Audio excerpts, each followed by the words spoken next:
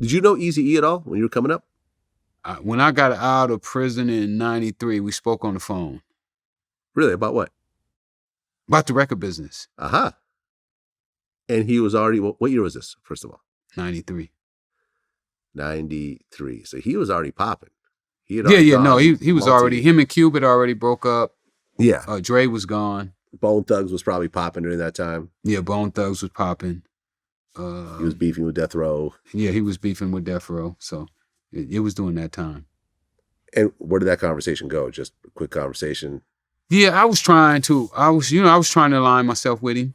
Mm-hmm. I was trying to align with whoever I could.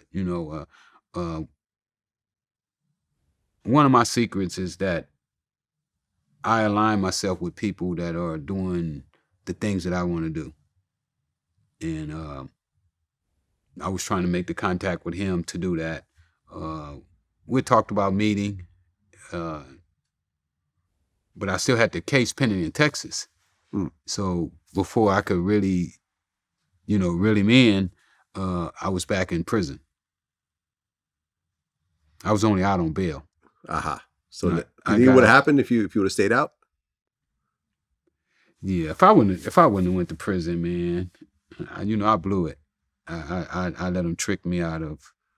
Right, because you had that big concert hall. Yeah. That you owned, that you ended up losing. Bigger than that, though, man. Fade took me to Jimmy Iovine. I sit down with Jimmy Iovine. Wow. Okay. And that's where Dre made all his money. Yeah, well, he took me. Death Row was still on the other side. This was when they were in Wilshire, I think, at the time, right on Wilshire Boulevard, in one of the high rises. And Fade took me. I don't know if you know who Fade Devion is. I don't. Fade used to work at Loud Records. He's the one that took the Alcoholics to Loud. Oh, okay. That's my old stomping ground. Yeah, he took the Alcoholics to Loud. He was. Yeah. I think he was the head promoter over at Loud.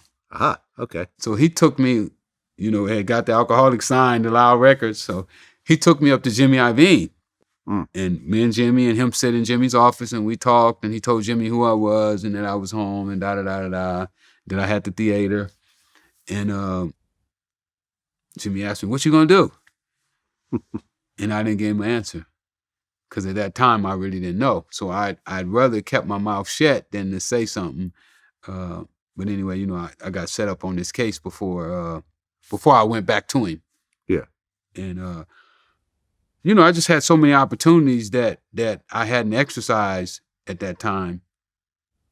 And I could only imagine had I not went back to prison where I would be at. At my theater, I had everybody coming down. Ant Banks. Too Short? Did Short come down there? I don't think Short came down there. You said Ant Banks, the two of them rock heavy. Yeah, they was together. Yeah.